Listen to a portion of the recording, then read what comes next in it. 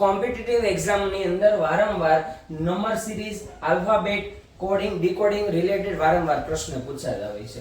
બરાબર, તો કેવા પ્રશ્ન પૂછાતા હોય તો અહીં આપણે જોઈએ એક્ઝામ્પલ તરીકે કે માનો કે અહીં એક સિરીઝ આપેલી છે 2, 6, 12 અને 20. તો અહીંયા 2 પછી 6 આવે છે, 6 પછી 12 આવે અને 12 પછી 20 આવે. કઈ રીતના? તો અહીં ધ્યાન આપજો કે 2 માં કેટલા ઉમેરો તો 6 થાય તો કે 4. હવે 6 માં કેટલા ઉમેરો તો 12 થાય તો કે +6 અને 12 માં કેટલા ઉમેરો તો 20 થાય તો કે +8. એનો મતલબ શું થાય છે કે પેલા 4 ઉમેરાના, પછી 6 ઉમેરાના, પછી 8 એટલે 2 નો ઘડિયો. 4 2 દુ 4, 2 તેરી 6, 2 ચોક 8.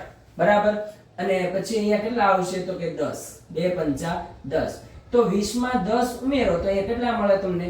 30 મળે. બરાબર, તો આવી રીતે આલ્ફાબેટની સિરીઝમાં ઘણામાં ગુણાકાર આવે, ભાગાકાર આવે, બરાબર, સરવાળા આવે, બાદબાકી આવે. તો અહીંયા જે સિરીઝ હતી કયા આધારિત હતી તો કે એડિશન વાળી હતી. બરાબર, હવે નીચે આલ્ફાબેટ આપેલો છે, આલ્ફાબેટની સિરીઝ કે A, આલ્ફાબેટનો પહેલો અક્ષર A એટલે 1 નંબર, B એટલે બીજા નંબર ઉપર આવે, પછી C કેટલા નંબર ઉપર આવે તો ત્રીજા નંબર ઉપર આવે, પછી D કેટલા નંબર ઉપર આવે? ચોથા નંબર ઉપર આવે. બરાબર, તો ABCD માં પહેલા આવે A બરાબર 1, B બરાબર 2, પછી C બરાબર 3, પછી D બરાબર 4, પછી CD, પછી E કેટલા આવશે? 5.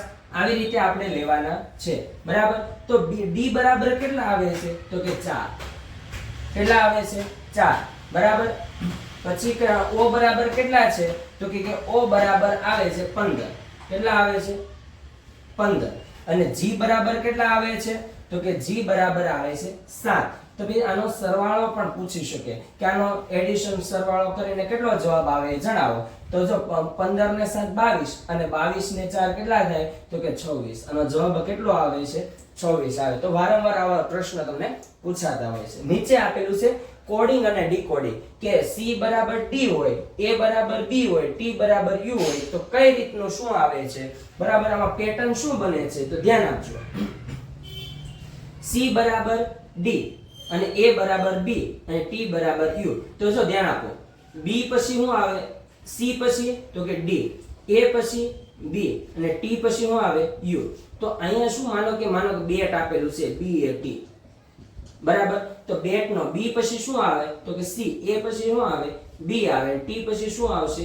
U આવશે. તો આવી રીતના તમને કોમ્પિટિટિવ એક્ઝામ ની અંદર આવી રીતના ટોપિક વાઇઝ તમને પ્રશ્ન પૂછાતા હોય છે.